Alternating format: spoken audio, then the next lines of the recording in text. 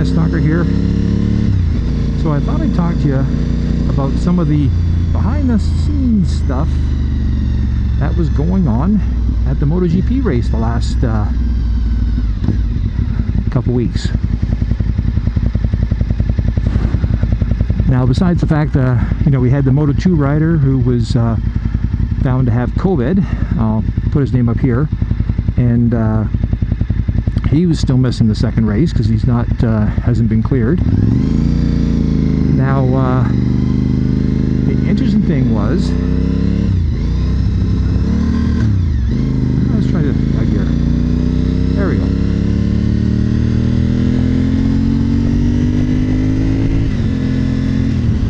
There we go. Now, the interesting thing was that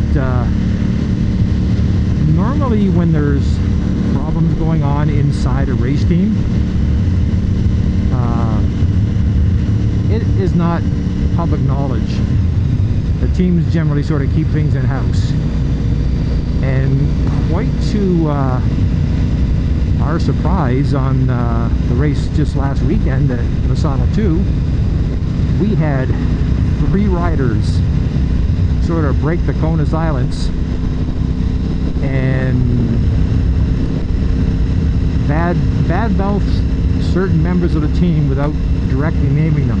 I'm pretty certain if they had actually named them, they probably would have got a sanction in the team. But now the first one was Maverick Vinales, who was blaming one of the technicians of his team for all his poor performances the last few races.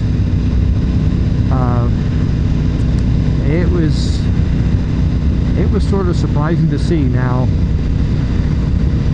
the one thing that was actually interesting was that he was saying how his team was picking his tires. Now, you have to understand, okay, I raced, okay, and I've raced with guys on the national level and a few guys who actually went on to the international level.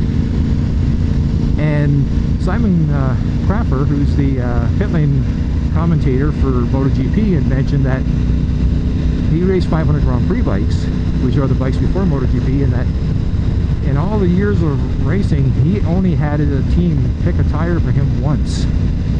Every other time, he was the one who picked the tires. He said, I want this tire. Now, what happens sometimes is the teams make recommendations. The Michelin guys, the suspension, the Shoie guys, they'll make recommendations due to their data. Your chief mechanic and whatnot, they'll make recommendations, but it's actually normally the rider that makes the call, because the rider's the guy who's going out the track, and if something goes wrong, you want it to be his call, not some mechanic who's making 5 or 1% of the money of the riders. Now, the second one was Fabio Quadrilara, who's been complaining about the team, and apparently they had a team meeting where they basically, they sat everybody down to say this is what has to be or whatnot. And again, that sort of stuff, it does happen, but it never shows up in the press, so it was kind of surprising. Now, Takasan Nagasaki, who's the HRC rider for LCR, riding the 2019 RC213, in fact he's riding one of Marc Marquez's old bikes, also mentioned that one of the technicians had made a mistake, and that's why he crashed. And it's sort of weird at the World Championship level this stuff would be going on. So I'm putting it down right now to the fact that there's a lot of pressure going on with the COVID thing, with the compressed schedule, not a lot of time off. Everyone is, like, even though you're racing, you're essentially sort of in a lockdown. You have to sort of stick to your team. You can't hang out with anybody else. Some cases, the guys, they can't go home. They just go into a place to hang out, and then they come back to the races. There's a lot of pressure going on, and again, And I also think with Marc Marquez out, there's a lot more guys who feel they can win the championship with not having to worry about him. And this just might be their way of, you know, blowing off a little steam off the pressure cooker. And speaking of the lockdown inside the MotoGP, on the Friday of the first race at Misano, Paul Espargaro and his brother Aleix got a call from their father telling them that their grandfather had died, sort of suddenly.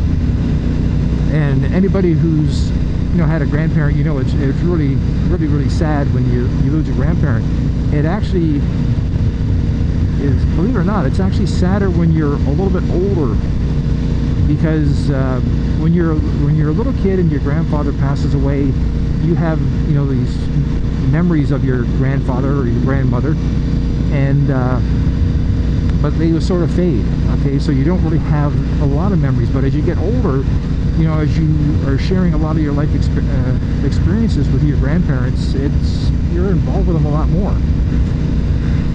So it actually becomes pretty upsetting when you lose a grandparent at an older age. So that was you know, a sad part of the weekend, of the last 2 weeks. Now the other part that was interesting was Andrea Iannone, who's supposed to be racing for Aprilia this year, but received a 2-year ban from racing because of unapproved drugs in the system. Now he argued it was accidental, to no fault of his own and all that, but the way the rules are written, it's like your body, you're responsible. And so he got the ban. And of course he's appealing it, and in October is when they're going to have the hearing about whether or not they're going to do anything about the appeal. Now the interesting thing is, he was actually there this past weekend, and he was here and he was talking to the Aprilia team, which is fine because that's his team, but he's also a manager of a couple racers, and he went to go talk to this racer who's in another team. And MotoGP has this strict rule that you have to stay inside your team bubble. So I just found it incredibly ironic. This guy who's appealing his ban from racing, and in a few short weeks he's going to stand in front of the FIM, you know, to say why they should overturn the ban, and he's proved he can't even follow the simple COVID rules. So it's just like, you know, you can't make this stuff up. So there's a lot of stuff going on behind the scenes in MotoGP that you wouldn't see in a normal reporting and whatnot.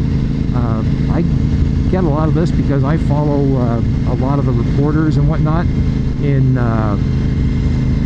Twitter and Instagram and whatnot, and I actually talk to a few of them from time to time.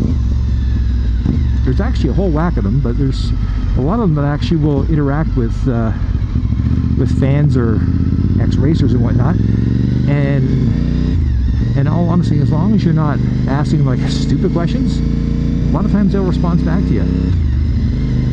So if you're a Valentino fanboy or a Marc Marquez fanboy and he's bad talking you, don't bother trash talking back to the guy, because these people won't get back to you. But if you just ask, you know, regular questions, reasonable questions, they might actually reply back to you. So anyways, I am enjoying the last little bit of sunlight we have here, because it's getting a little cooler. You just see how many more of these rides I can do after the races. They're going till November, weather permitting. I might be able to ride, but some of these race reviews might actually be done in my garage, or I might dub over some other videos that I haven't uploaded. And just for the record, about 3 days ago we had our first frost, so the trees are starting to change their colors. Anyways, I hope you found that interesting. DeathsStalker signing off.